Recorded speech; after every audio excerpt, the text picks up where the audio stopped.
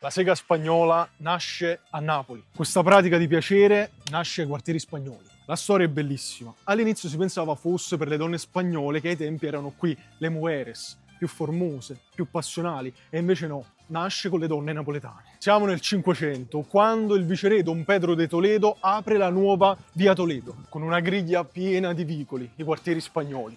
Questo perché? Perché in questi vicoli potevano alloggiare le truppe, i militari spagnoli che facevano servizio qui a Napoli. Soldati, caserme, taverne, divertimento, qui c'era il cuore della città. E una cosa si sa, dove ci sono soldati c'è anche la prostituzione.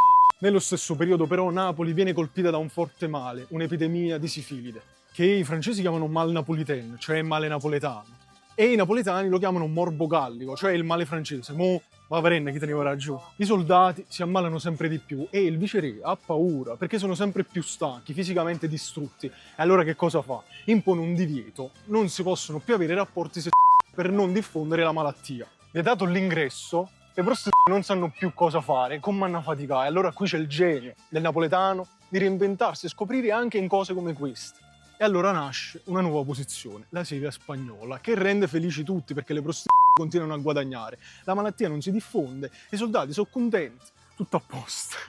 E allora perché spagnola? Perché si dice così? Perché la pratica si diffonde un po' in tutta Napoli. E allora cosa si dice nelle case? I mariti alle mogli, facciamola alla spagnola, come nei quartieri spagnoli.